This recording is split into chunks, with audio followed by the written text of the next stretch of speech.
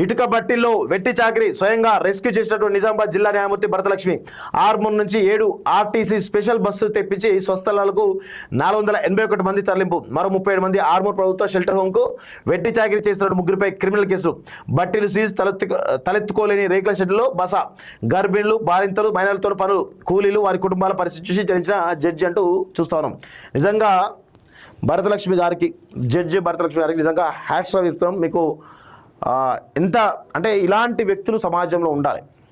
ఈరోజు ప్రభుత్వాలు చేయాల్సినటువంటి పనిని మీరు చేస్తూ ఉన్నారు. ప్రభుత్వాలు తమకు అనేక రకాల విభాగాలు ఉంటాయి. బాల కమిషన్ ఉంటుంది, రకరకాల మహిళలకు సంబంధించిన కమిషన్స్ ఉంటాయి, అన్ని రకాల కమిషన్ ఉంటాయి. అవి కూడా చేయనటువంటి పనిని ఈరోజు ఒక జడ్జి చేయడం నిజంగా ఎంత అద్భుతము. స్వయంగా ఆమెనే రెస్క్యూ చేసిందట. ఇటుక బట్టిల్లో వెట్టి చాకరీ చేపిస్తారు చిన్నపిల్లలతోటి, మైనర్లతోటి, అదేవిధంగా బాలింతలతోటి, మహిళలతోటి వెట్టి చాకరీ చేపిస్తున్నటువంటి ఇసుక బట్టిల ఏవైతే జరుగుతుందో దాన్ని స్వయాన జడ్జి గారే వెళ్ళి ఈరోజు నిజంగా అవన్నింటిని పట్టుకోవడం, వాళ్ళకు విముక్తి చేయడం నిజంగా ఆమెకు హ్యాట్స్ ఆఫ్ చెప్పాల్సిందే. కానీ ఇక్కడ ఒక విషయం జడ్జి గారు కూడా మనం ప్రభుత్వాలకు తెలియాల్సిన విషయం ఏంటంటే ఎంత ఉన్నప్పటికీ కూడా ఇప్పుడు వాళ్ళు పొట్టకూటి కోసం కష్టపడుతూ ఉంటారు.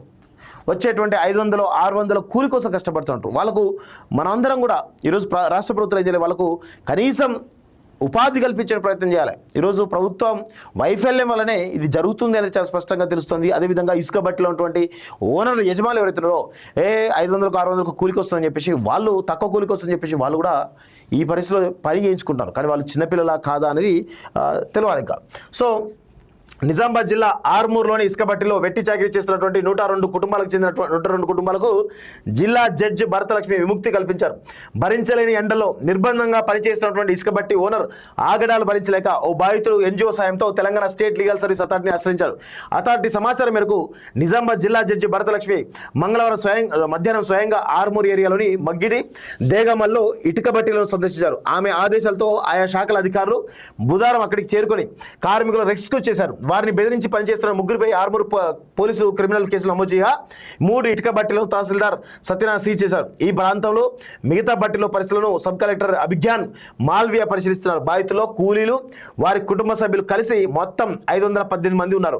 వారంతా ఏపీలోని నెల్లూరు జిల్లాకు చెందిన వారిని గుర్తించారు. ఆర్మూర్ నుంచి 7 ఆర్టీసీ స్పెషల్ బస్సులో పోలీస్ ఎస్కార్ట్ మధ్య 481 మందిని బుధవారం నెల్లూరుకు తరలించారు. ఆర్మూర్లో ఏర్పాటు చేసిన షెల్టర్లో మరో 37 మందిని గురువారం పంపనున్నారు. కార్మికులు, కుటుంబ సభ్యుల తరలింపు ప్రక్రియను నెల్లూరు, నిజామాబాద్ జిల్లాల కలెక్టర్ల ఆధ్వర్యంలో రెవెన్యూ, పోలీస్, లేబర్ డిపార్ట్మెంట్ అధికారులు చేపట్టారు. సో రేకుల షెడ్లో బస, గర్భిణులు, బాలింతలు, మైనర్లతో సహాట, గర్భిణులు, బాలింతలు, మైనర్లతో సహా పనులట. ఆర్మూర్ ప్రాంతంలో మగ్గడి, దేగాంలోని ఇటుక బట్టీల ఓనర్లు ఒక్కొక్కరికి 70,000 నుంచి ₹1,00,000 అడ్వాన్స్ చెల్లించి ఏపీలో నెల్లూరు జిల్లా నుంచి కూలీలు రప్పించారు. నిరుడు అక్టోబర్లో పిల్లా పాపలతో 102 కుటుంబాలు ఇక్కడికి వచ్చాయి. సో 6 అడుగుల ఇరుకైన రేకుల షెడ్లో బస ఏర్పాటు 6 అడుగుల ఇరుకైనటువంటి రేకుల షెడ్లో బస ఏర్పాటు చేశారట.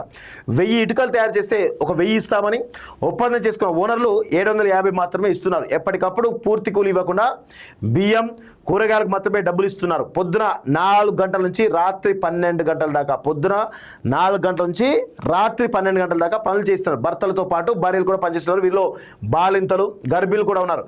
వారి పనికి ఎలాంటి ఫలితం ఉండడం లేదు. చిన్నపిల్లలతో ఇటుకలు మోయిస్తున్నారు. బగ్గుమంట ఎండలో పని చేయలేకపోతున్నామని లెక్క తెలిసి డబ్బులు ఇస్తే ఊరెళ్ళిపోతామంటే కొట్టి బెదిరించి పనులు చేయించుకున్నారు. దీంతో విసిగెత్తినటువంటి కూలి లీగల్ సెల్ అథారిటీతో ఈ భాగవతం మొత్తం కూడా బయటకు వచ్చింది. సో ఎంత దారుణంగా ఒక పెద్ద రాకెట్, ఇలాంటి రాకెట్లు చాలా ఉన్నాయి. సో నేను చాలామంది కూడా జడ్జిలు కూడా ఆదర్శంగా తీసుకోవాలి.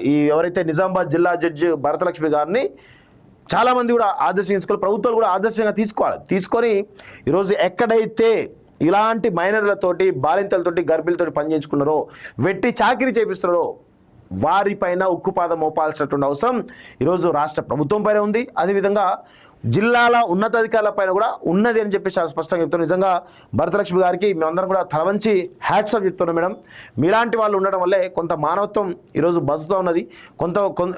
కొంతైనా మానవతావాదులు ఇంకా సమాజంలో ఉన్నారని చెప్పేసి కూడా మీలాంటి వాళ్ళ వల్ల తెలుస్తూ ఉంది. నిజంగా మిమ్మల్ని చూస్తే మేము అంతా గర్వంగా ఫీల్ అవుతున్నాం. Hats off madam, thank you. So